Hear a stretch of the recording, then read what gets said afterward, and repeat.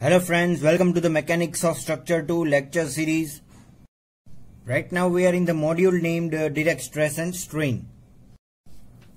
और पिछले लेक्चर में हमने कंपोजिट सेक्शन वाला टॉपिक कंप्लीट किया था, जहां पे एक से ज्यादा मटेरियल अगर हम यूज करते हैं तो उसके ऊपर से कौन से इक्वेशंस बनते हैं. And we also took numerous examples like steel, copper, steel, brass, copper and aluminium, copper and steel, and we saw this figure. और इसके ऊपर से हमने ये दो इक्वेशंस डिराइव किए थे. Sigma 1 is equal to E1 upon E2 into sigma 2, where E1 upon E2 is known as modular ratio and E1 is greater than E2. ये हो गया फर्स्ट इक्वेशन. और दूसरा इक्वेशन जो हमने डिराइव किया था और इस बार हम इसके ऊपर से न्यूमेरिकल सॉल्व करेंगे, वो हो गया P is equal to sigma 1 A1 plus sigma 2 A2, where sigma 1 A1 is equal to P1 and sigma 2 A2 is equal to P2. फिर से एक बार रिवीजन कर लेते हैं. sigma 1 is the stress in the component 1, A1 is the cross sectional area of the component 1 or part 1, this one, material 1, and P is the total load.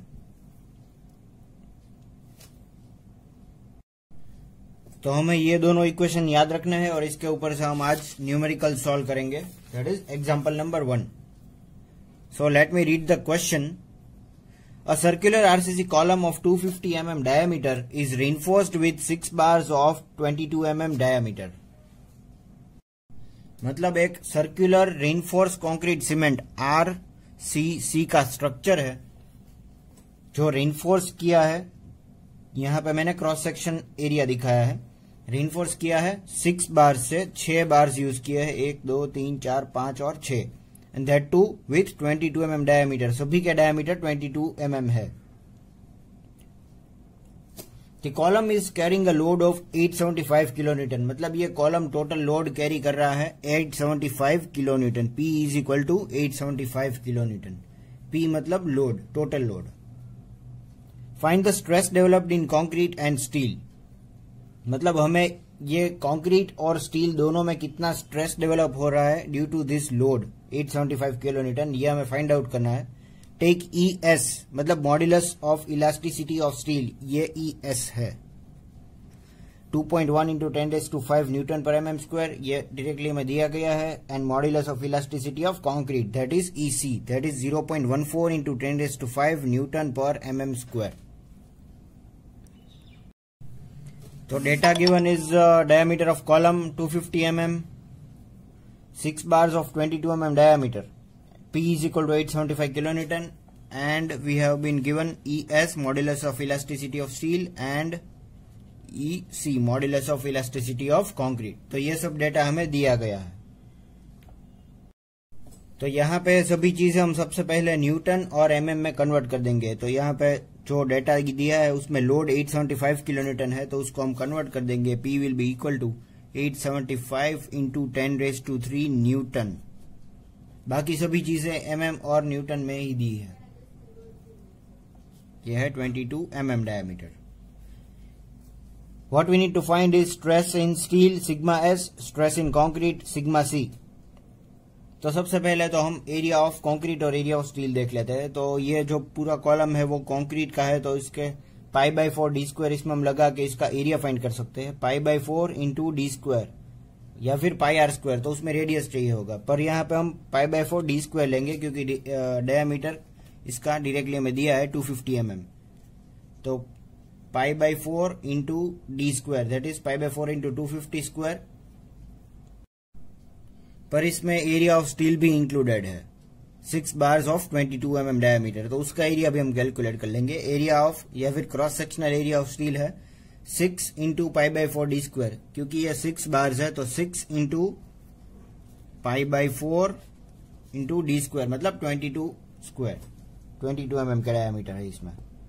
तो इसका area of steel हमें मिल गया 2280.79 mm square. और पूरा जो area है column का वो π/4 इंटू 250 mm स्क्वायर जो हमने बात की. और उसमें से अगर हम एरिया ऑफ स्टील निकाल दे तो हमें एरिया ऑफ कंक्रीट मिल जाएगा. एरिया ऑफ स्टील और एरिया ऑफ कंक्रीट हमें मिल गया 2280.79 और 46806.59 mm स्क्वायर. तो हमारा सबसे पहला स्टेप रहेगा क्रॉस सेक्शनल एरिया फाइंड करना। फिर उसके बाद जैसा कि हमने ये कंपोजिट सेक्शन की थियरी में देखा था और डेरिवेशन में देखा था, यहाँ पे दो इक्वेशन हमने फॉर्म किए हैं। ये एक बना था sigma 1 upon E1 is equal to sigma 2 upon E2, यानी कि stress in concrete upon modulus of elasticity of concrete is equal to stress in steel upon modulus of elasticity of steel, क्योंकि ये कंपोजिट मटेरियल है, हम दोनों material यहाँ पे consider कर रहे हैं।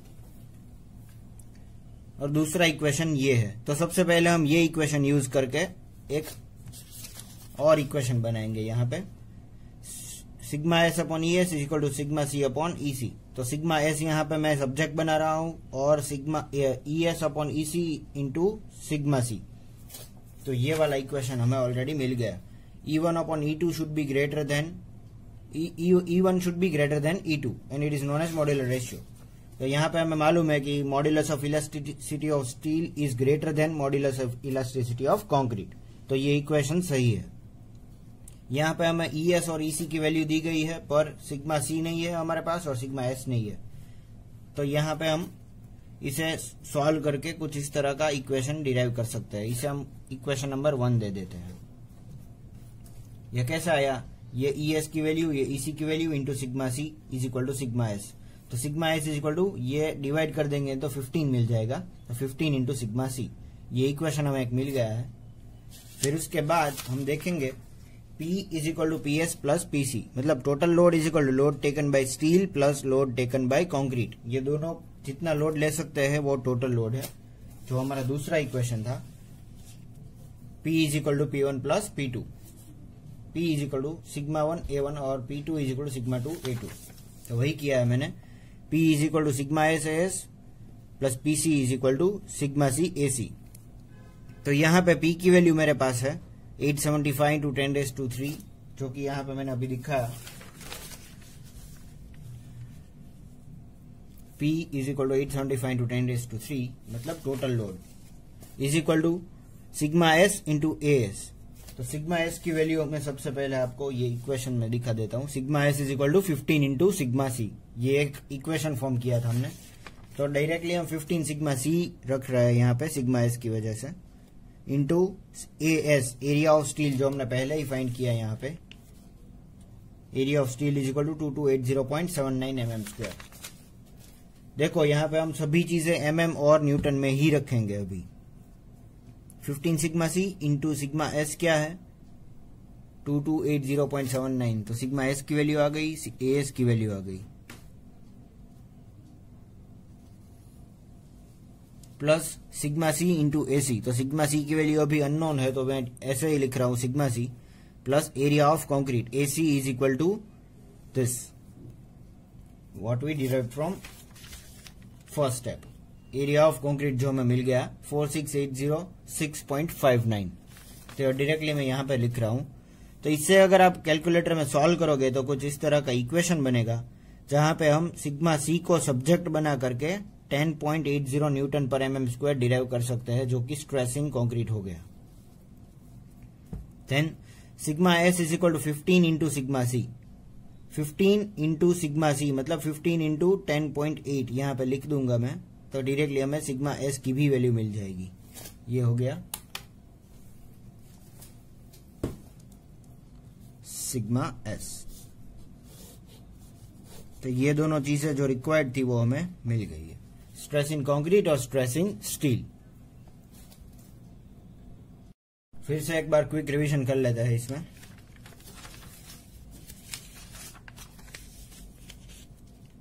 Data given was diameter 250 mm मतलब पूरा डायमीटर, और 6 bars were use, 6 bar use किए थे, सभी के डायमीटर 22 mm थे। तो ये पूरा जो इसका एरिया है उसमें से हम अगर स्टील का एरिया निकाल दे तो कंक्रीट का एरिया हमें मिल जाएगा AC, और स्टील का एरिया 6 इंटू π/4d²। तो ये एरिया ऑफ स्टील और एरिया ऑफ कंक्रीट हमने कैलकुलेट सबसे पहले कर लिया। फिर ये इक्वेशन जो हमने कंपोजिट की थियोरी में से निकाला था, sigma S upon ES is equal to sigma C upon EC। पहली बार हमने sigma 1 upon E1 is equal to sigma 2 upon E2 use किया था, पर इस बार हम मटेरियल हमें मालूम है और इसकी प्रॉपर्टीज मालूम है, तो इसकी डायरेक्टली वैल्यूज इनपुट कर सकते हैं। सिग्मा एस को सब्जेक्ट बनाते हैं तो कुछ इस तरह का इक्वेशन बनेगा, जहां पे वैल्यू इनपुट करने से सिग्मा एस की वैल्यू हमें यहाँ पे मिल जाएगी, और इसे हम बोलते हैं इक्वेशन नंबर 1। फिर दूसरा equation P is equal to P S plus P C, P S is equal to sigma S S and P C is equal to sigma C A C, जो कंपोजिट की theory में से derive किया था हमने। फिर सभी की वैल्यू इनपुट करेंगे तो एक सिर्फ सिग्मा सी की वैल्यू ही अननोन है यहाँ पे, तो उसे सब्जेक्ट बना करके हमें डायरेक्टली सिग्मा सी यानी कि स्ट्रेस इन कंक्रीट की वैल्यू मिल जाएगी। Sigma S is equal to 15 into sigma C, तो सिग्मा सी की वैल्यू यहाँ पे इनपुट कर देंगे, तो ये जो इक्वेशन हमने पहले डिराइव किया था sigma S is equal to 15 sigma C, यहाँ पे हम सिग्मा सी की वैल्यू रख रहे हैं, तो सिग्मा एस की भी वैल्यू मिल जाएगी। In this way we have solved our numerical number 1 और example number 1, that is we needed to find the stress developed in concrete and steel, यानी कि sigma S and sigma C, ये दोनों चीजें हमें फाइंड करनी थी। So this is all about example number 1. And now we will solve example number 2 in the topic composite section in the chapter direct stress and strain. तो example number 1 हमने already solve कर लिया है, और example number 2 हम देखेंगे for the theory composite section. दो materials हम यहाँ पे देख रहे हैं अभी, स्टील और कंक्रीट। पिछली बार जो हमने देखा वो था सर्कुलर सेक्शन, और इस बार हम देख रहे हैं स्क्वायर या फिर रेक्टेंगुलर सेक्शन। यहाँ पे एक क्वेश्चन रीड करता हूं मैं। An RCC column 300 cross 300 mm is reinforced with 8 numbers of 12 mm diameter steel bars.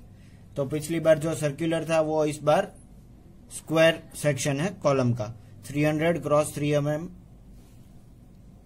is reinforced with 8 numbers of 12 mm diameter steel bar.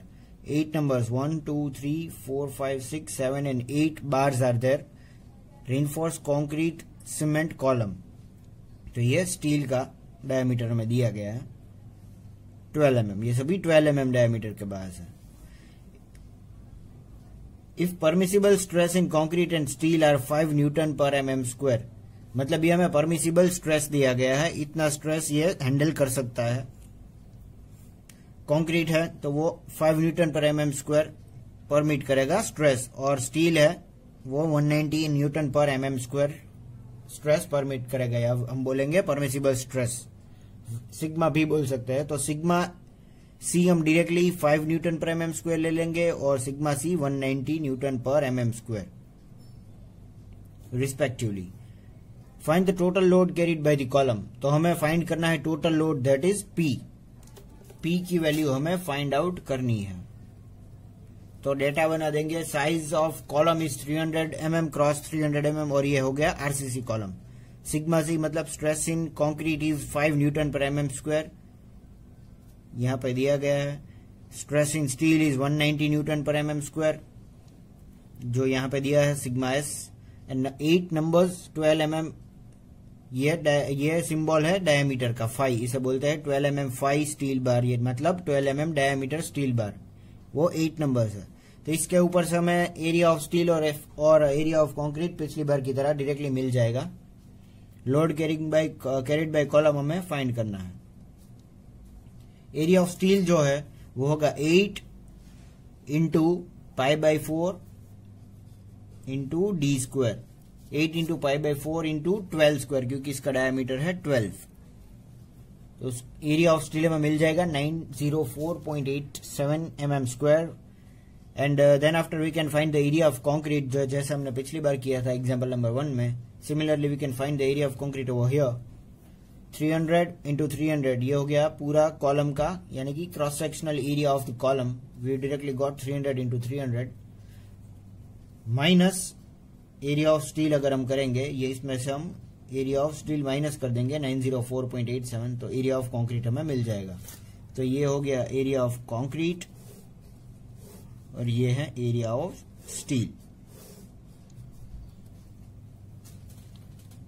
This is the cross section of column, this is the cross section of steel. इसका area into 8 कर देंगे तो cross sectional area of steel हमें directly मिल जाएगा। फिर area cross sectional area of column भी हमें मिल जाएगा, ये बीच में से काट के हम देख रहे हैं। तो 300 into 300 minus area of steel, तो ये हमें मिल गया है। Then what we need to find is total load हमें फाइंड करना है जो यह कॉलम ले सकता है या फिर ले रहा है। तो P is equal to P1 plus P2 जो हमने किया था, पर यहां पे P is equal to PS plus PC, मतलब total load is equal to load carried by steel plus load carried by concrete. तो load carried by steel PS is equal to sigma S into S and PC is equal to sigma C into AC। ये पूरा equation हमने derive किया हुआ है। Then sigma S is equal to 190 जो कि यहां पे लिखा है, फिर sigma C is equal to 5 तो यहां पे लिख दिया है। एरिया ऑफ स्टील हमने फाइंड कर लिया, एरिया ऑफ कंक्रीट हमने फाइंड कर लिया, तो यहां पे रख देंगे तो डायरेक्टली हमें वैल्यू ऑफ P मिल जाएगी, that is total load carried by column will be 617.384 kilo Newton. ये हम न्यूटन में कन्वर्ट भी कर सकते हैं। वैसे ये जो आंसर हमें मिला था पहले वो न्यूटन में ही था, पर मैंने ये किलो न्यूटन में कन्वर्ट करके दिया है ताकि ये स्टैंडर्ड फॉर्मेट दिखे, ये SI यूनिट में दिखे, पर ये न्यूटन में भी आंसर चलेगा। So we can get the value of P like this. Only two equations we have used, one is P is equal to sigma SS plus sigma CAC and the another equation what we used was to find area of steel and concrete pi by 4 d square। ये बहुत ही simple example था compared to first example। So after the completion of example number 2 in the topic composite section under the chapter direct stress and strain, and the subject here is mechanics of structure 1, I will read the example number 3 और ये example related है composite section की theory के साथ और derivation के साथ। An RCC column 350 mm in diameter is provided with 6 numbers of 16 mm diameter steel bars. तो ये हमने फर्स्ट जो एग्जाम्पल सॉल्व किया था उससे सिमिलर है। सर्कुलर कॉलम है, 350 mm इसका डायमीटर है, is provided with 6 numbers of 16 mm diameter steel bars. तो 6 बार्स दिए गए हैं इसमें, 1 2 3 4 5 एंड 6, और स्टील बार्स का डायमीटर है 16 mm। तो diameter of column 350 mm, 6 bars of 16 mm diameters. If the permissible stress in concrete is 5 newton पर mm स्क्वायर, मतलब permissible stress in concrete sigma C है 5 न्यूटन पर mm square, and modular ratio is 15। तो जैसा कि हमने ये derivation में देखा था, sigma 1 is equal to E1 upon E2 into sigma 2, और अगर E1 E2 से ज्यादा है, इसकी value E1 is greater than E2, then this ratio is known as modular ratio, E1 upon E2। तो यहां पे दिया गया है if permissible stress in concrete is 5 newton पर mm square and modular ratio is 15, मतलब ES upon EC is equal to M is equal to 15, modular ratio मतलब M is equal to 15। यहां पे EC अपॉन ES नहीं आएगा क्योंकि ES is always greater than EC, much greater than EC। So will take ES upon EC, modulus of elasticity of steel upon modulus of elasticity of concrete is equal to 15। यहां पे value दी गई है 15। Calculate load carrying capacity of the column, मतलब हमें find करना है P, we need to find P। Then area of steel is 6 into pi by 4 d square, मतलब 6 बार्स है तो 6 into pi by 4 d square, इसका डायमीटर है 16 mm is equal to, मतलब यहां पे मैंने लिखा है 16 5 मतलब mm, 6 into pi by 4 d square, that is 1206.36 mm square. ये हो गया एरिया ऑफ स्टील, और एरिया ऑफ कंक्रीट हमें मालूम है, टोटल एरिया में से एरिया ऑफ स्टील माइनस कर देंगे, तो टोटल एरिया है पाई बाय 4 d स्क्वायर, मतलब पाई by 4 into 350 mm square minus area of steel. तो ये अगर हम सॉल्व करेंगे पिछली बार की तरह तो डायरेक्टली हमें एरिया मिल जाएगा 9504.90, एरिया ऑफ कंक्रीट हो गया ये AC, और एरिया ऑफ स्टील हमने यहाँ पे फाइंड किया है ऑलरेडी।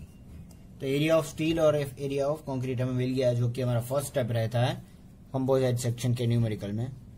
फिर जो हमारा दूसरा इक्वेशन है sigma 1 upon E1 is equal to sigma 2 upon E2, तो sigma S upon ES is equal to sigma C upon EC। तो ES अपॉन EC की वैल्यू जो है हमें मालूम है कि वो मॉड्यूलर रेशियो 15 में दिया गया है, तो इसे अगर हम इंटरचेंज कर दे तो ES अपॉन EC हो जाएगा 15। तो सिग्मा एस, रुको मैं यहाँ पे लिख के ही दिखा देता हूँ एक step. Sigma S upon sigma C is equal to ES upon EC। तो sigma S upon sigma C मतलब इसका क्या हो गया, sigma S upon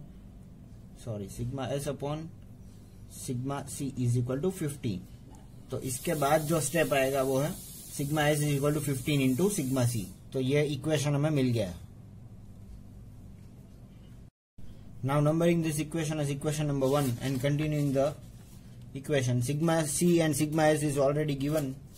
sigma S we just found out here equation and sigma C is 5 Newton per mm square as per the question. So we can directly input the value of sigma C over here.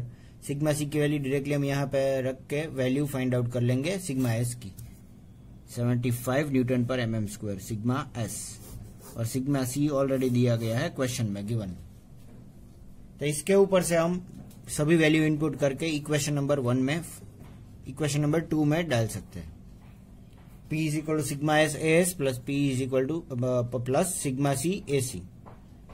तो सभी value sigma S है हमारे पास, sigma AS है हमारे पास, sigma C है और AC है हमारे पास। तो डायरेक्टली सभी वैल्यूज इनपुट करके हम P की वैल्यू यहाँ पे फाइंड कर सकते हैं न्यूटन में। But if you want we can even convert it into kilo newton standard format में कन्वर्ट करने के लिए। तो ये हो गया वैल्यू ऑफ P। और अगर ये क्वेश्चन स्टार्ट करने में कंफ्यूजन हो रहा है from where to start the question, मतलब सॉल्व करना कहां से स्टार्ट करें, तो इसके लिए हम डायरेक्टली ये इक्वेशन सबसे पहले इनपुट कर सकते हैं। P is equal to sigma S into S plus P is equal to sigma C into AC, क्योंकि स्टील और कॉन्क्रीट है। और one by one we need to think that sigma S कहां से मिलेगा, AS कहां से मिलेगा। तो AS और AC तो फर्स्ट स्टेप में से ही मिल जाएंगे। सिग्मा C जो है सिग्मा C वो ऑलरेडी दिया गया है, तो हमें एक ही चीज फाइंड करनी थी सिग्मा S, तो वो हम ये इक्वेशन में से फाइंड कर चुके हैं। And vice versa we can solve this equation anyways. So this was the example number 3 for the topic composite section. Hello friends, now we will start with the example number 4 under the topic composite section and the chapter is direct stress and strain under the subject mechanics of structure 1। तो पिछली बार हमने example number 3 solve किया था, जो कि similar था example number 1 के साथ, circular cross section. But this time will have some different example, मतलब दो अलग अलग जो मटेरियल हमने यूज किए थे कंक्रीट और स्टील वही होगा, पर कुछ अलग होगा इसमें। Let me read the question. A hollow steel tube section having external diameter 200 mm and thickness 15 mm is filled with concrete. मतलब ये एक होलो स्टील ट्यूब दी गई है हमें, जिसका एक्सटर्नल डायमीटर 200 mm है। मतलब ये पूरा जो एक्सटीरियर सर्कल है उसका डायमीटर 200 mm है एंड थिकनेस इज 15 mm। मतलब ये जो एक्सटीरियर ट्यूब है उसकी थिकनेस 15 mm। तो ये जो थिकनेस है उसकी बात मैं यहाँ पे कर रहा हूं, थिकनेस 15 mm है। And is filled with concrete, मतलब ये कॉन्क्रीट से फिल की गई है। इसके अंदर जो है वो कॉन्क्रीट है, कॉन्क्रीट। तो इसका कॉन्क्रीट का अगर हम डायमीटर फाइंड करें तो टोटल जो डायमीटर था वो होगा 200। ये अगर पूरा 200 रहता है यहां से यहां तक 200, तो उसमें से 15 और 15 निकल जाएगा, मतलब 200 माइनस 15 तो 170 इंटरनल डायमीटर। ये डायमीटर होगा 170 स्मॉल डी, तो इसे हम कैपिटल डी बोलेंगे और इसे हम स्मॉल डी बोलेंगे। स्मॉल डी इज 170, मतलब कंक्रीट का, और बाहर की ट्यूब का डायमीटर है 200 mm।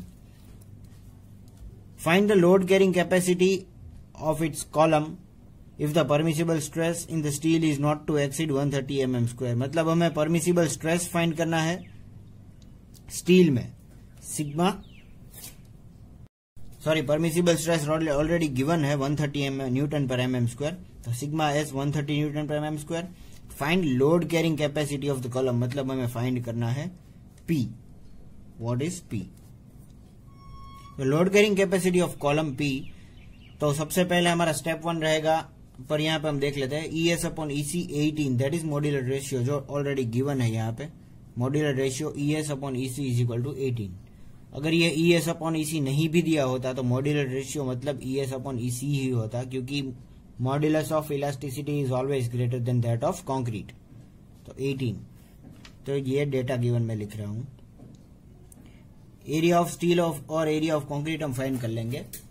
तो π/4 d², मतलब अगर हमें ये बाहर की ट्यूब की थिकनेस का जो एरिया है वो फाइंड करना है तो उसका फॉर्मूला है π/4 इंटू d² माइनस d², मतलब इतना एरिया ही हमें फाइंड करना है, ये थिकनेस 15 mm थिकनेस का। या फिर डायरेक्टली हम लिख सकते हैं π/4 इंटू 15², यहां पे हमें मालूम है इसकी थिकनेस, क्योंकि ये 2 बार 15 कट होगा तो ये 30 हो जाएगा, पर हमें इजीली सॉल्व करने के लिए d² माइनस d² ही लिखना है, π/4 d² माइनस d²। तो ये हो गया एरिया ऑफ स्टील। हमें मिल गया एरिया ऑफ स्टील 8717.92 mm²। फिर एरिया ऑफ कंक्रीट मतलब इंटरनल डायमीटर, वो तो इजीली मिल जाएगा, हमें मालूम है d 170 है तो π/4 इंटू 170², तो 22698.0 mm²। तो ये एरिया ऑफ कंक्रीट हो गया। ये हमारा स्टेप नंबर 1 सॉल्व हो गया आसानी से, AS and AC। Then we have equation σS upon ES is equal to σC upon EC। तो यहाँ पे अगर हम σS को सब्जेक्ट बना दे तो ES upon EC into σC। तो ES अपॉन EC हमें मालूम है मॉड्यूलर रेशियो 18 ऑलरेडी गिवन है यहाँ पे, तो ये 18 इंटू σC हो गया हमारा σS। ये हो गया σS is equal to 18 σC। σS की वैल्यू हमें दी गई है 130 न्यूटन पर mm²। It is already given σS 130 newton पर mm², क्योंकि if permissible stress in steel is not to exceed 130 newton पर mm², मतलब इससे ज्यादा नहीं होगा तो मैक्सिमम यहाँ पे ले रहे हैं 130 न्यूटन पर mm²। और अगर ये जो इक्वेशन हमें मिला है इसमें हम वैल्यू इनपुट कर दे directly 130 is equal to 18 σC, तो σS की वैल्यू यहाँ पे इक्वेशन दिया है σS इक्वल टू 18 σC। तो σS में डायरेक्टली हम 130 इनपुट कर सकते हैं। तो ये σC को अगर हम सब्जेक्ट बना दे तो 130 अपॉन 18 हो जाएगा, डायरेक्टली यहाँ पे लिख ही देता हूँ σC is equal to 130 upon 18। तो ये इसकी वैल्यू में डायरेक्टली मिल जाएगी σC is equal to 7.22 Newton पर mm²। तो अब पिछली बार की तरह ये इक्वेशन 2 में डायरेक्टली सभी वैल्यू हम इनपुट कर सकते हैं। P is equal to σSS plus σC AC। σS की वैल्यू, AS की वैल्यू, σC और AC की वैल्यू डायरेक्टली इनपुट कर सकते हैं। तो इसमें से कुछ डेटास गिवन है और कुछ डेटास हमने फाइंड किए हैं। और अगर फिर से मैं बता दूं एक बार, अगर आप कंफ्यूज हो रहे हो सॉल्व कैसे करें, तो हमें क्वेश्चन में ही मालूम था कि हमें वैल्यू फाइंड करनी थी P की। तो P का इक्वेशन हम पहले यहाँ पे इनपुट कर सकते हैं, P is equal to σS AS plus σC AC, और 1 बाय 1 सभी वैल्यूज फाइंड आउट करके या गिवन जो होती है उसमें इनपुट कर सकते हैं। तो P की वैल्यू हमें मिल गई 1297209.15 न्यूटन पर स्टैंडर्ड यूनिट में कन्वर्ट करने के लिए मैंने इसे किलो न्यूटन में कन्वर्ट कर लिया, but it is okay if we don't convert it into kilo newton. So this was the example number 4 under the topic composite section, and this was our last example on this topic. Thank you for watching.